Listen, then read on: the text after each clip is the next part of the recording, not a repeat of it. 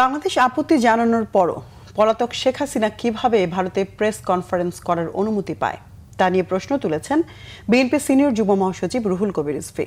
রাজধানী গুলশানে ফ্যাসিবাদী আমলের আলোকচিত্র প্রদর্শনী উদ্বোধন শেষে তিনি এসব কথা বলেন।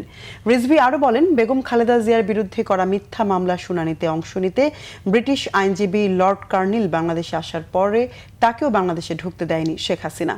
পরে তিনি ভারতে গিয়ে একটি সংবাদ সম্মেলন করতে চেয়েছিলেন, সেই সংবাদ সম্মেলনের অনুমতিও দেয়নি ভারত সরকার। অথচ হাজার শিশু কিশোর হত্যায় জড়িত রক্তপিপাসু জল্লাদ শেখ হাসিনাকে তারা আশ্রয় দিয়েছে। বাংলাদেশে ঘৃণিত এবং দণ্ডপ্রাপ্ত একজন স্বৈরশাসককে প্রশ্রয় দিয়ে ভারত দেশের জনগণের সাথে আরও দূরত্ব সৃষ্টির পায়তারা করছে বলে অভিযোগ করেন তিনি।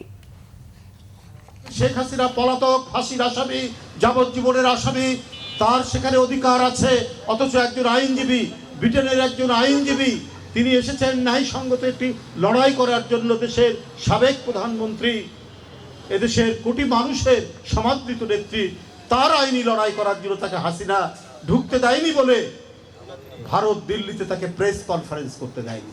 আজকে শেখ হাসিনার মতো পলাতক এবং এই বাংলাদেশের শিশু, কিশোর, ছাত্র, শ্রমিকের রক্তপিপাসু একজন ভয়ঙ্কর জল্লাদকে সেইখানে কথা বলার সুযোগ দিচ্ছে।